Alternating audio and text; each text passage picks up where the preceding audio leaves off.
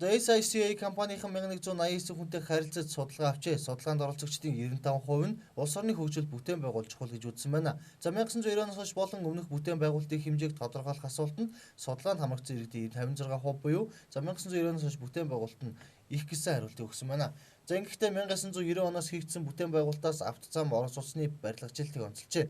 Харин 1990 оноос өмнөх бүтээн байгуулалтанд Эрдэнэ төвлөрөөр тэц дүрийг онцолсон байна. За сүүлийн 25 жилд хамгийн их бүтээн байгуулалт хийсэн засгийн газар алтан үеийг тэргүүлсэн ажилласан шинжлэлийн засгийн газар нэрлэжээ.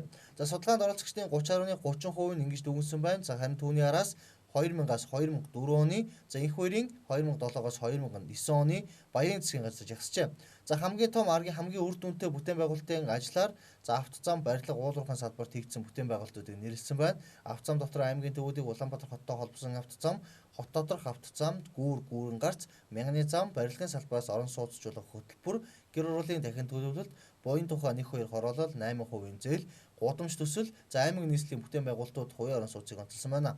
Уулуурхайн салбарын бүтээн байгуулалтаас Эрдэнэ төлөвлөлтөөр оюутлогоо 5 толгой дархны төмөрлөгийн үйлдвэрийг нэрлсэн байна.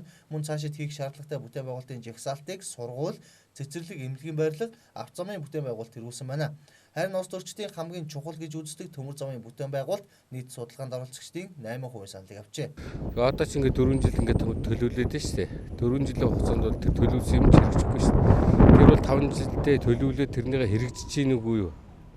Тэгээ тэр хэрэгжсэн хүмүүсээ хэрэгжүүлсэн хүмүүсээ бол маш сайн шагнаж урамшуулаад 5 жилийн гавшгаач гэдэг ингээд цол тэмдэг өгөөд маш сайн хэрэгжүүлдэг гэсэн. Одоо бол тэр мөрийн хөтөлбөр гэл ингээд гаргаж байгаа шин энэ одоо нэг 4 жилийн тэр 5 жилийн төлөвлөгөөтэй адилхан төлөвлөгөө шүү дээ. Энэ дээр бол одоо ямар ч хэрэгжилт байхгүй. Манай шин зах зээлийн систем шилжчихсэн шүү дээ. Тэгэхээр яг ардсан нам үед бол арай бүтцийн шин чанартай те. Зах зээлийн илүү барууны ичиг маягтай тэр бодлогыг хэрэгжүүлэх гэж оролдсон юм уу гэж ойлгодог. Хэрвээ олон болгоод илүү их боломж өгөх юм бол илүү их хийх болов гэж хардаг. Нөгөө талаас ардын намын хувьд бол илүү жоохон тийм халамж тал руугаа болон арай их явдсан болов. Гэхдээ мэдээж аль аль намын мэдээж хаях гэх тийм үү байгаа л та. Миний бодлоор хэн баяр сайдынхаараа илүү гайгүй байсан болов. Тэгвэл үнэлдэг юм хийсэн.